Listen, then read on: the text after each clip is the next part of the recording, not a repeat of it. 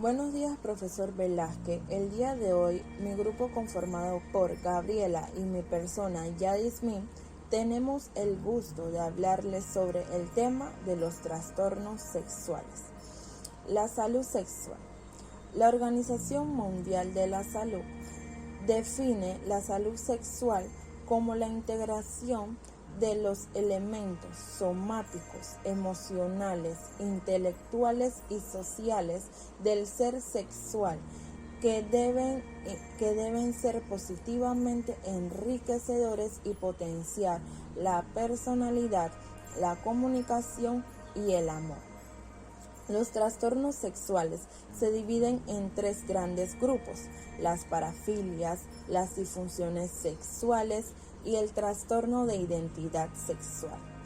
Este bloque nos ayuda a clasificarlos de una manera más básica los trastornos sexuales y psicosexuales. Las parafilias. Las parafilias se caracterizan por repetidas e intensas fantasías sexuales, impulsos de cariz sexual, implican objetos no humanos, sufrimientos, humillaciones propiamente de un niño o una persona que no se consienten, pueden considerarse desadaptativas y influyen en la calidad de vida del individuo o de las personas con quien él se relaciona.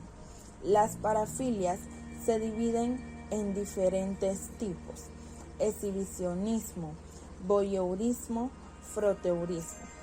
El exhibicionismo es una conducta que se caracteriza por un alto nivel de excitación al exponer los genitales a una persona de forma espontánea y de manera sucesiva. El voyeurismo es una conducta que se caracteriza por la excitación de una persona al contemplar personas desnudas o teniendo algún tipo de actividad sexual. El riesgo de ser descubierto puede ser un potenciador de la excitación. El froteurismo se caracteriza por una excitación erótica a través del rozamiento del órgano genital con el cuerpo de otra persona sin su consentimiento. Estas pueden ocurrir en lugares públicos, ya sea en el metro, en las discotecas o en los autobuses. Pueden ser fetichismo, pedofilia, sadismo y masoquismo. El fetichismo son las personas que suelen tener excitación al tocar algún objeto sexual o alguna ropa interior de la mujer. Ellos suelen masturbarse mientras tocan ambas cosas, y esto es más común en los hombres que son heterosexuales. La paidofilia, también llamada pedofilia, es un trastorno por excitación o placer sexual a través de fantasías o conductas que tengan que ver con la actividad sexual entre un adulto con un niño, ya sea entre 8 a 12 años de edad. El sadismo suele infligir daño a una persona para tener excitación sexual.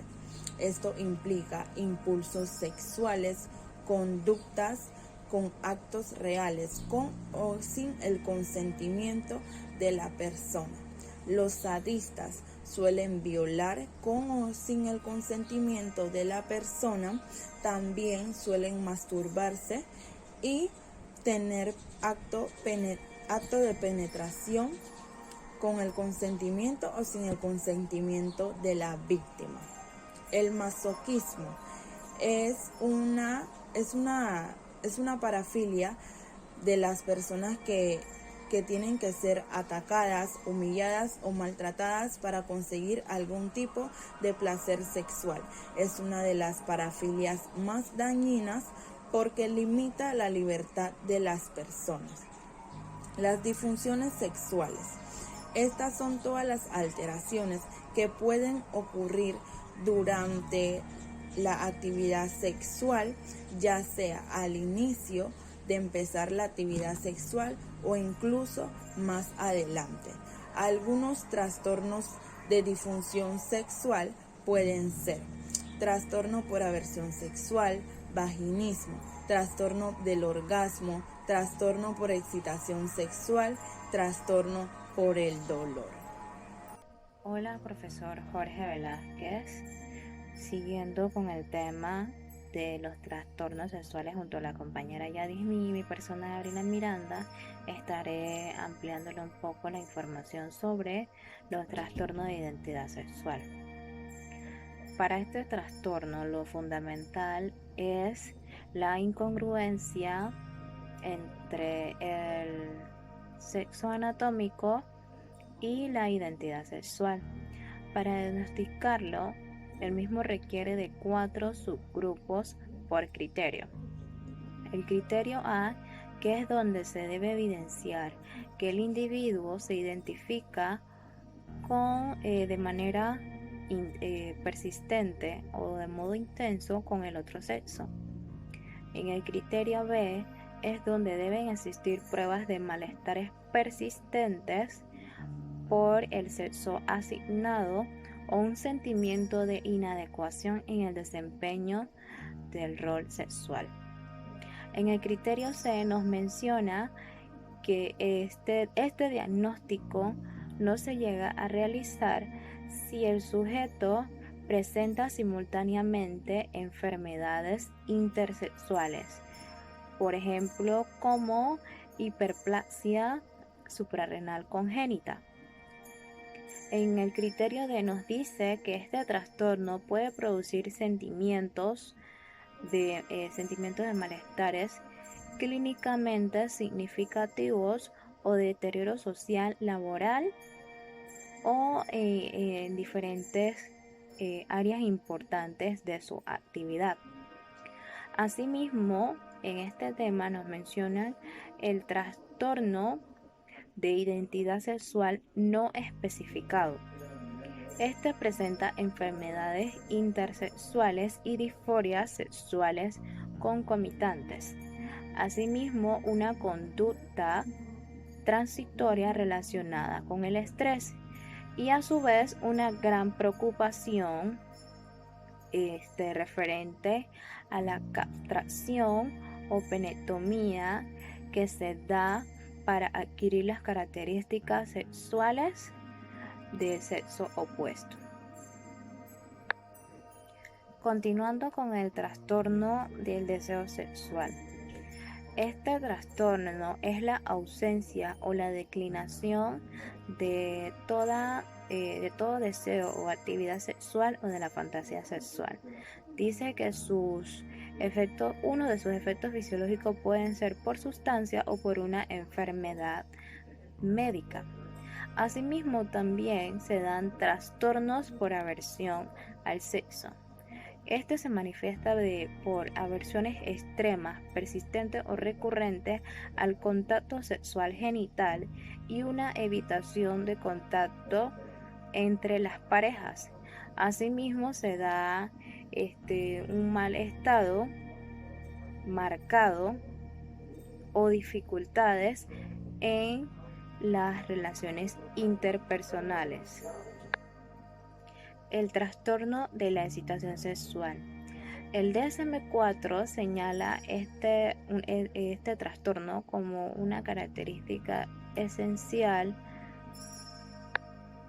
la incapacidad recurrente o persistente para obtener o mantener la respuesta de excitación en la lubricación vaginal propia de la fase de exhibición hasta el final del acto sexual. Este es por medio de las mujeres, y en el hombre también recurrente es la eso mismo, la incapacidad para la erección de ellos durante ¿cómo le explico? Durante la actividad sexual y asimismo como la finalización de la actividad sexual. Están los trastornos del orgasmo. Existen trastorno orgásmico femenino y masculino. En el femenino es conocido como anorgasmia, definido más bien como la inhabilidad en las mujeres para alcanzar el orgasmo por masturbación o por coito.